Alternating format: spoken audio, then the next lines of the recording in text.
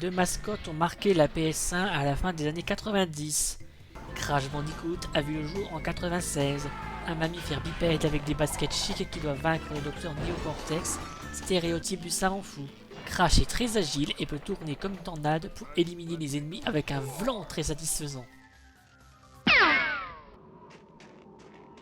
Spyro, apparu pour la première fois en 98, est un dragon violet. Pour les 3 jeux sortis, 3 méchants différents. Gnastignork, un monstre cupide qui vole les joyaux des dragons et qui transforme ces derniers en statues de cristal. Ripto, un minuscule sorcier qui sème le chaos dans la région d'Avalar. La sorcière, qui vole les œufs de dragon pour la vie éternelle. Remakes et remasters sont des valeurs sûres pour faire découvrir aux joueurs du présent les jeux joués par les joueurs du passé. Deux studios ont pris la main et ont publié chacun un remaster des 3 premiers jeux d'une mascotte.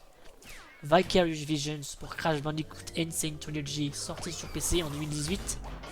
Toys for Bob pour Spyro Reignited Trilogy, sorti sur PC en 2019. On retrouve dans l'ensemble ce qui a marqué les joueurs sur PS1, des jeux de plateforme en 3D techniquement simples mais plutôt exigeants dans la maîtrise. Cependant, les remakes PC souffrent de défauts que n'ont pas les originaux. Pour Crash, il y a des hitbox un peu hasardeuses. Pour Spyro, certains éléments de gameplay, comme le skateboard du 3, ne sont pas à la hauteur.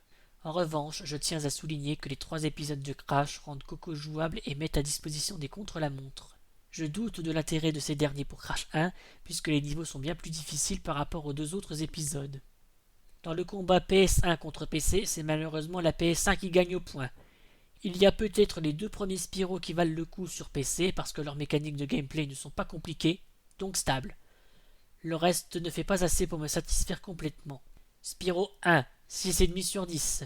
C'est fonctionnel, mais c'est le premier opus, donc il n'y a pas de prise de risque. Spyro 2, 8 sur 10. Seul jeu auquel je n'ai jamais joué et j'ai été agréablement surpris. Spyro 3, 4 sur 10. Les éléments de gameplay alternatifs sont truffés de bugs, surtout le skateboard, expérience un peu ennuyeuse. Crash 1, 6 sur 10. Plus accessible que la version PS1, mais ça ne prend pas de risque. Crash 2, 6 sur 10. Idem, pas besoin de développer.